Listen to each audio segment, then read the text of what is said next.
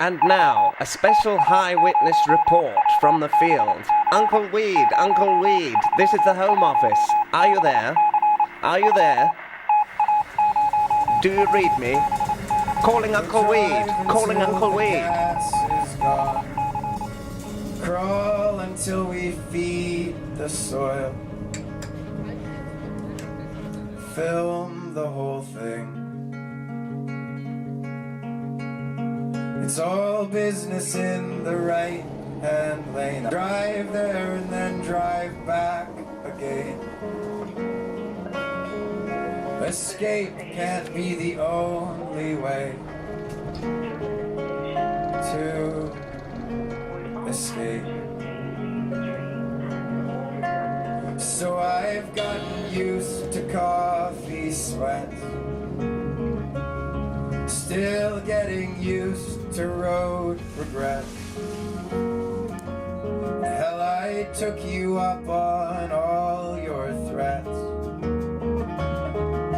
to leave. It's a shame. It's a crying shame. Them's the brain. I named it always away. And it's back to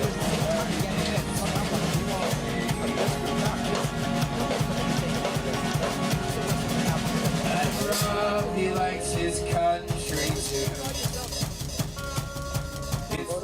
Valley, that's because I grew up in Wally. Just venues are critical, and I've been to other cities where you can have a... But I guess driving for a week or two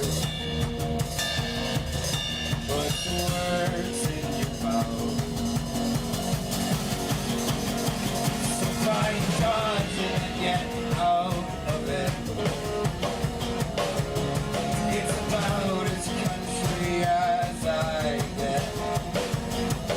See, you ain't living until you are living it. Not dead till you die. But watch out for the paraphrase. They will drown you, then they will take your name. See, the cost is more than what you get paid. To the end.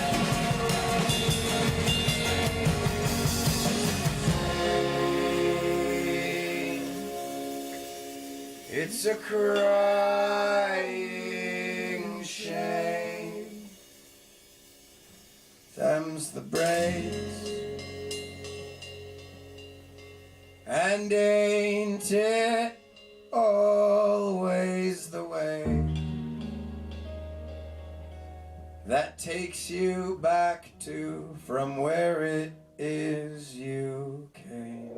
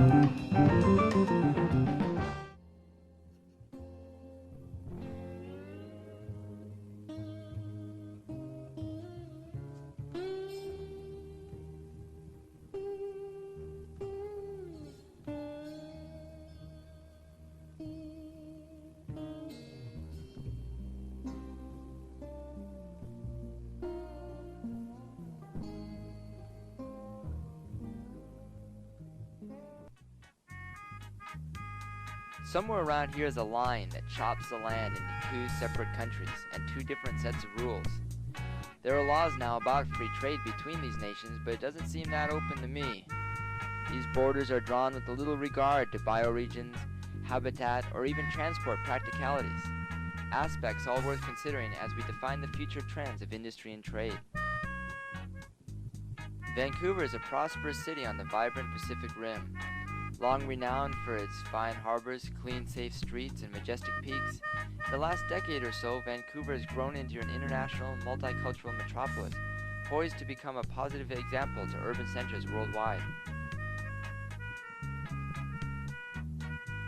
The cannabis industry is flourishing here, but it's not industrial hemp that's growing. In this city alone, there's an estimated 3,000 grow houses producing abundant crops of THC-laden marijuana.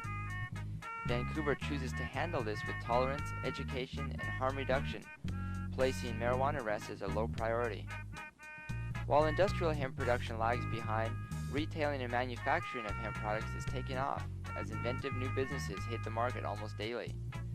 In this atmosphere of commerce, tolerance, ecology, and optimism, the Commercial and Industrial Hemp Symposium convened to find balance between these aspects and catapult the industry into the next century. Just a few words about the symposium and conference. It's the first time ever that a standalone international industrial hemp conference has been held. There's 400 delegates. They're from as far away as Japan, China, Germany, Poland, the United Kingdom, of course all over North America. They brought the best information, the most current information on hemp and the applications of hemp. Now, there's also quite a bit of interest from the news people, and I'm a former news reporter. I was a television news reporter in Vancouver for 25 years, and I'm most interested in this conference because it is news. We're dealing with a plant that has become demonized by more than half a century of mistaken identity.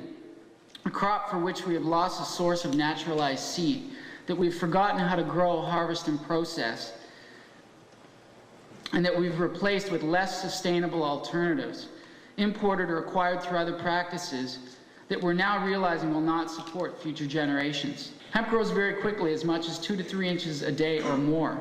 And for fiber, it is planted close together to produce long, slender stalks. We're always asked what would prevent somebody from planting marijuana in a hemp field.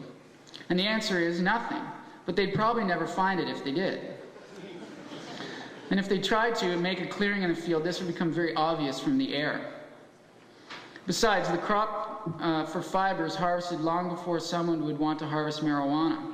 So ultimately, the cultivation of hemp will not lead to increased production of marijuana, as some people often say. Well, I'm going to tell you about some oil, some hemp oil, and this is a very important thing. Cannabis, marijuana, is not a narcotic, folks. Let's get this out.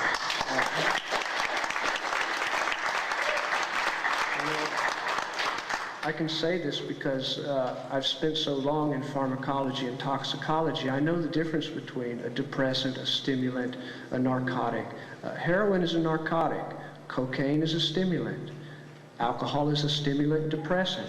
Marijuana is not. It's a euphoriant. It's a weak anesthetic, if you have to call it something, but it is not a narcotic. Don't even...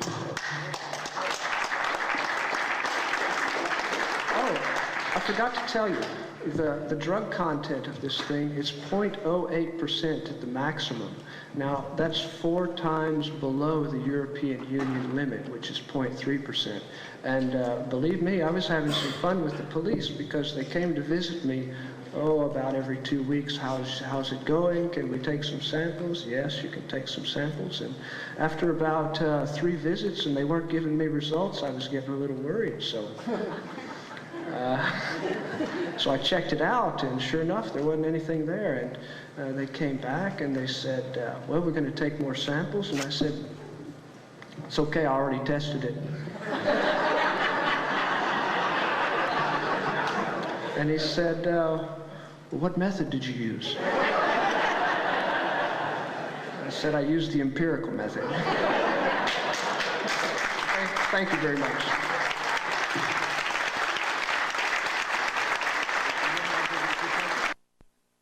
You know, we must all realize that pollution and the destruction of our environment is not simply another issue. It is potentially the most fundamental crisis that humanity has ever faced. It is a crisis that primarily affects workers and those living in poverty. And it's not simply a crisis that is temporary in nature. It is a crisis from which there may be no return. The intent of the Marijuana Tax Act was supposedly to prohibit the use of marijuana, but it created so much red tape that the production of industrial fiber hemp also became impossible. And very conveniently, because for some corporation, hemp now is no longer able to compete with the wood pulp industry, the cotton industry, and such newly patented petroleum products at that time, such as inks, paints, plastics, solvents, sealants, and synthetic fabrics. You see, at the time, a very upbeat corporate president, Mr. Lamont DuPont of DuPont Corporation, made a very strong argument to create this world made of synthetic materials as opposed to using up our natural resources. You see, he convinced himself and the general public that synthetic was the wave of the future and would actually help protect and conserve our natural resources. He would say, why use up the resources of our beautiful planet when we can produce similar products synthetically in a test tube? Well, it made great sense to a lot of people, including the environmentalists at that time. Many believe this to be the pivotal point in the shift in the great hydrocarbon economy versus the old carbohydrate economy debate. But now today, new technologies, new laws, and an increasingly environmentally aware public are ushering in this revisited materials base for the 21st century. There are definite signs that industry is moving away from the oil derrick and returning to the silo for its industrial raw material supplies. Each part of this plant can be used. On our small exhibition, even you show us some possibility to use of the leaves from this. The very, very valuable food for the chicken, for example, the leaves from hemp. The mainstream media, where they were going, hemp, haha, marijuana, haha. I'm like, no, really, this could be like the best thing since sliced bread, and nobody bit. And I'm like, well, screw them. I'm just going to start my own magazine.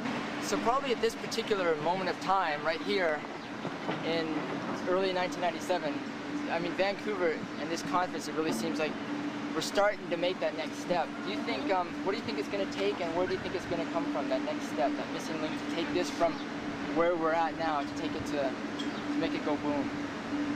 Big money. And that's what's so encouraging about this show, and just the Canadian movement in general, is that they've got so much support from, you know, the Bank of Montreal and all those big companies that are taking it very seriously. In the beginning, it was very, very small businesses. Now we're dealing with ad agencies, things like that, and it shows the level of professionalism and how it's grown. Stage.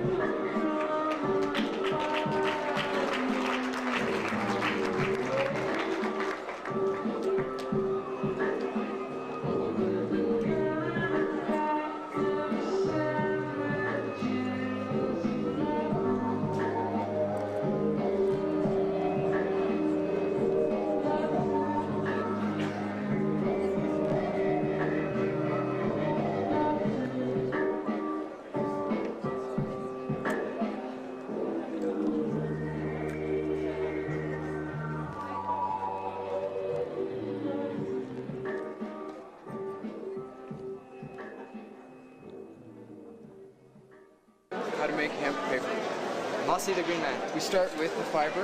This is... Okay, it is widely understood that hemp is one of the finest materials available for paper making. That's been abundantly evident for quite some time. For over 2,000 years, until about the last 150 years, hemp has been one of the mainstays of the industry. But times have changed. Instead of paper being a fine material for books and banknotes and title deeds,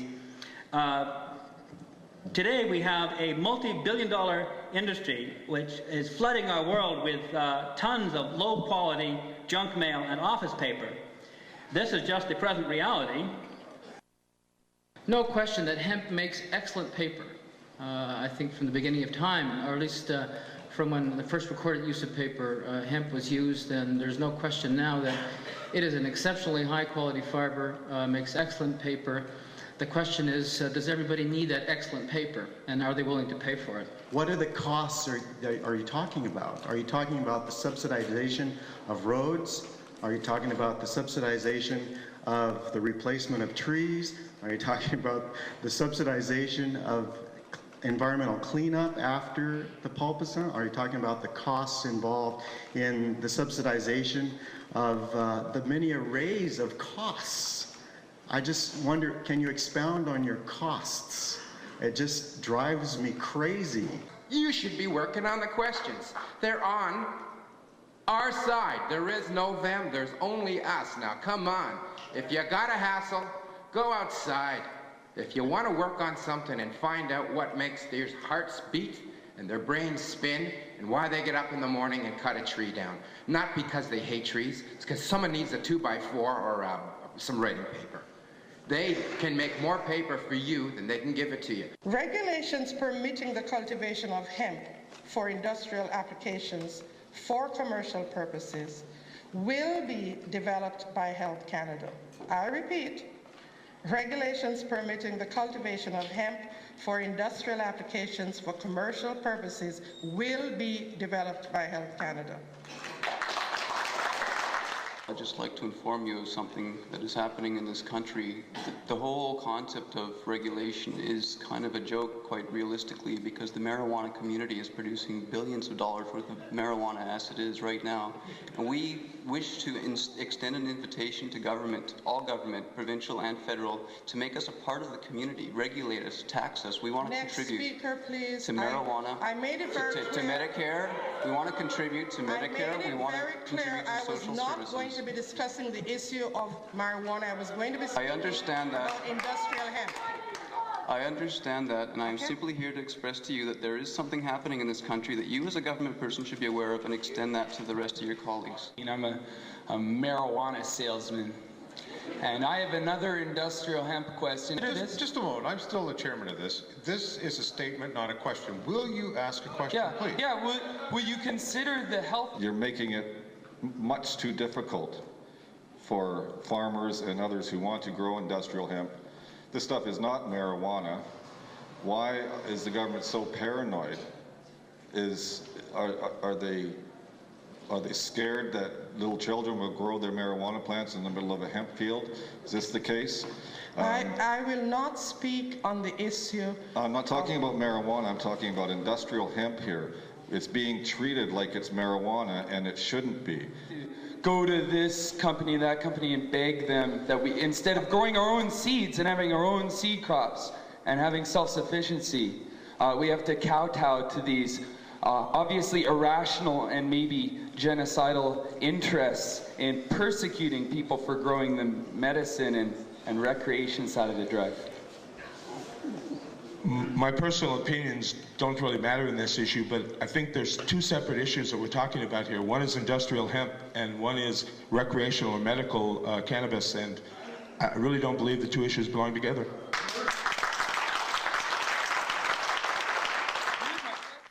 Our community formed the Granby Hemp Initiative 3 years ago, and for the past 3 years we've been trying desperately to get a federal license to grow hemp. During these 3 frustrating years, the Ministry of Health misled us, burned our seeds, and eventually frustrated the group into a position where we had no other choice but to take more radical action. I believe that the second alternative is that we begin to fight in the courts to convince the politicians that are fireproofing these bureaucrats that are stopping us that we're not going to put up with it anymore, and we're going to grow hemp because we have a right to grow things on our land that are not dangerous.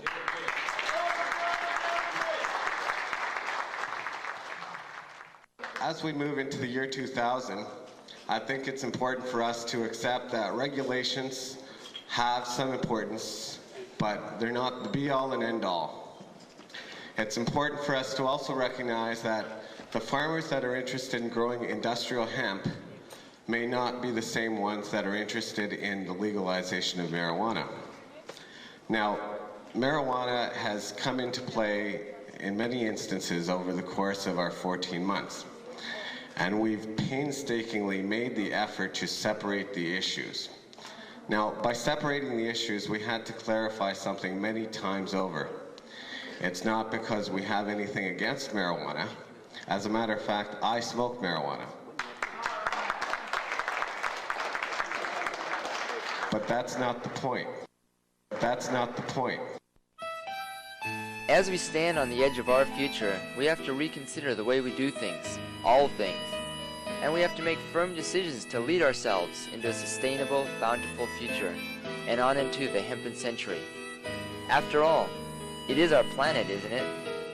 In the heart of filter land, you buy towels by the pound.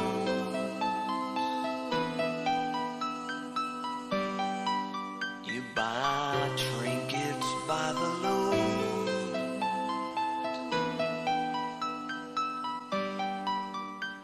So cut another story from Tobacco Road.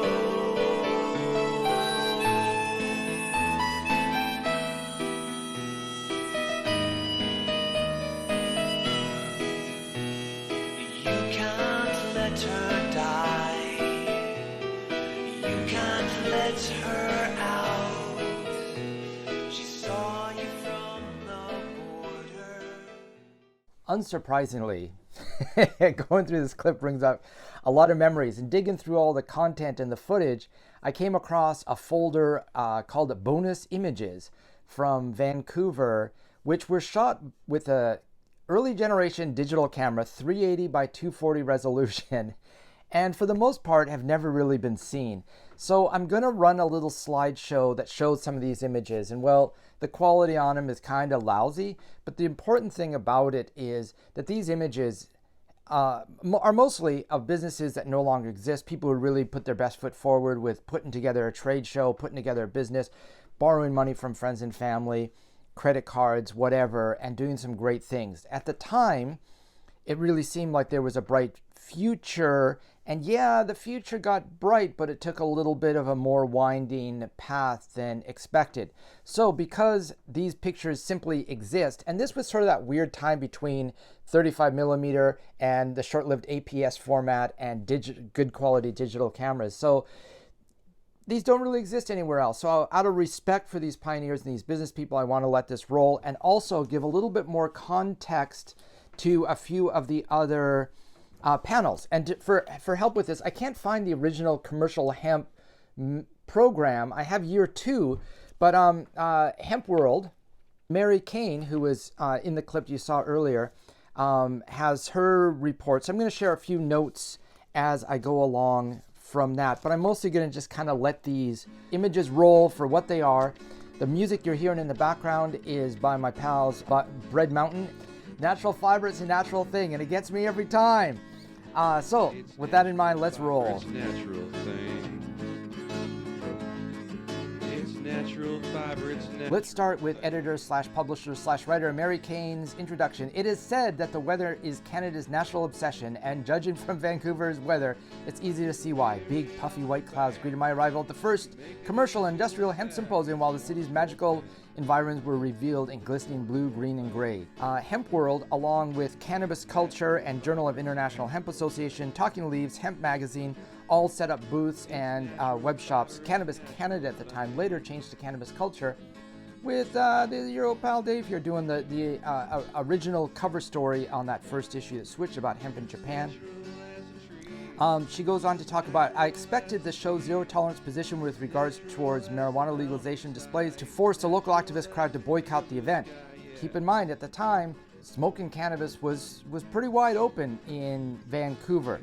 However, that policy did stop cannabis provocateur and mayoral candidate Mark Emery and Cannabis Canada editor Dana Larson, who's doing some fantastically interesting things right now with drug testing. Test your drugs, not test you. Were showing up. Chris Bennett, author and partner, came in spite of a disgust with the hemp industry's trend towards corporatization. HempWorld released the Hemp Pages, hot off the press. That was a great little directory. I have a copy of it right here. She goes on to talk about Canada Industrial Hemp Council held its annual meeting, which turned into 3.5-hour ordeal. I'm not going to dive into that because it's just indicative of the problems of organizing people into groups and getting hung up on bylaws and yay democracy, but wow, hooray, just getting stuff done. All right, so a whole bunch of delegates were treated to host the international hemp experts, including Jeff Pioneer Kime of Hempline. Wonder where he is right now. Him and Joe Strobel were the first modern-day legally planted hemp crop in Canada. Mark Parent, author of editor of Canadian Auto Worker Union's publication Global Guardian. Medwick Bird, North Carolina's Department of Wood and Paper Science. John Hobson, Hemp Corps. Kai Nebel of German Institute for Applied Research. Richard Kozlowski of the Polish Institute for Natural Fibers. And David Watson, International Hemp Association, amongst others. I mention them because a lot of them flipped by in our montage of the symposium. Brian McClay, Canadian Pulp and Paper, he was in there, and wow, geez. British Columbia especially has been long dependent and nurtured the pulp paper industry still to this day. It drives so much of the economic policy, and for me, the clear cutting of old growth forests were a huge inspiration to get involved with hemp as a paper source. And a guy like this says, hemp makes great paper, but do we really need that excellent paper? He endured a series of recriminating questions and accusations from the audience with regard to clear cutting and profiteering by the paper corporation. All right, Mari Kane goes on to say, in previous months, I'd watched more and more names added to the conference schedule, but noticed the extreme lack of attention given to to market development. And this is something that really came evident later, because I think with Canada legalizing the growth of hemp, there was an expectation that it could cross the border easily for manufacturing facilities in the United States, where capital is a little bit easier to come by. However, this was 1996. Shortly thereafter, the election of George Bush the second, and there was absolutely zero tolerance. If there's one little piece of leaf in a load of hemp seed, it could not cross the border. The restriction became so onerous that a lot of the product was sort of withering on the vine, so to speak. Oddly enough, the thing that really was able to take off in Canada was hemp as a food. Okay, Mary goes on to say, also for the longest time, the conference schedule was totally testosterone loaded until Sarah Francis was finally added. She goes on to say they convened a panel with Mari Kane, Candy Penn of Hemp Industries Association, Elizabeth Tomkala of Hemp Magazine, moderated Ruth Shemai, Odette Culliman, who from EcoSource Paper, who I absolutely adored, and she's in the Victoria segment of the film. I want to say, and Mary's mentioned this to me online a few times, about ensuring diversity. And within the HempenRoad, this is something we took very seriously, and at least half of the people featured throughout the film are, well, we emphasize gender diversity, is all I'm going to say about that. Other people I met along the way included David from Giggling Piglet in Washington, whose current project is the film HempenRoad, for which I shot a segment on the promenade. And there's a cute little picture of me and my cohorts out there filming. So then we get to the part where Jean Pert, who we saw in the film, started off explaining Health Canada, explaining how she's not there to discuss marijuana. She droned on and on about how Health Canada is making haste carefully in establishing a regulatory system, and essentially took a long time to tell us why it was going to take a long time. It seemed that Miss Pert had more to withhold than share from her eager audience. When the question and answer segment produced, people were diving up to the microphone, to queue at the microphone. Of the 7 or 8 questions, 5 brought up cannabis issues. Like a school marm talking to her pupils, nice, Mari Kane, Miss Pert reiterated she would not discuss neither marijuana nor the Single Convention Treaty. Then David Melmo Levine of Vancouver, a self-professed marijuana salesman, posed an increasingly provocative series of questions to bait Miss Pert into discussing marijuana. And oh my goodness, David Melmo Levine, these are my words now, knows how to bait and poke. He runs a site called potfacts.ca. Prod the bureaucrat, the audience began shouting at him, and even his friends tried to sit him down, but this made him even speak on. And the next year when I presented the clip, David commented to me, and I still didn't get to ask my question, because in the clip you see his question it's cut off.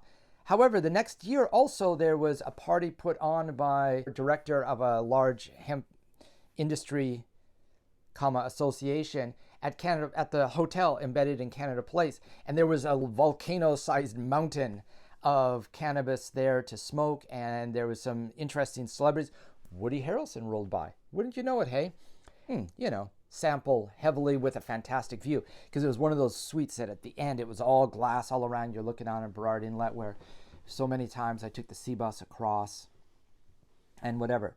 So I saw some familiar faces in there. The guys from Hemp Peddler, who were making snowboard and bicycle gear. We had hoped to talk to them for the film. Didn't happen, but going through my stuff, I found a bottle of their hemp-based bike chain lubricant. It's 25 years old, so I haven't attempted to use it to oil my bicycle chain. Nevertheless, I also found, in going through my records, all the notes and plans we had set up for the California shooting, including Hempstead, who were making hemp surfboards. And I found a picture of me wearing Hempstead shorts on the island of Yap, receiving a turtle shell from a local gentleman wearing a hammered gold necklace. I had to try to explain to him that I could not take this shell across international borders for fear of retribution, which is a little microcosm of this trip, as we endured significant border shakedowns coming into Canada to film. A big duffel bag of all extra clothes and equipment was ransacked and disappeared. And I had to sell a bunch of odds and ends of hemp products I had at a cut rate deal simply because I couldn't take them across the border. So a lot of this theme carries on about, the segment's theme carries on about borders. And I'm very happy now that from Alaska, British Columbia, Washington, Oregon, down to California is a relatively safe and accessible area for those who want to enjoy cannabis. It's not perfect. I'm happy to see that Cascadia Journey, and I look forward to sharing more of these stories with you down the HempenRoad.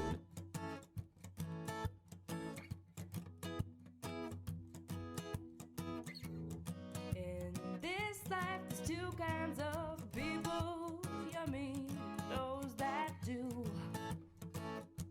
and those And I'd like to thank you for that coming out tonight. Thank you very much.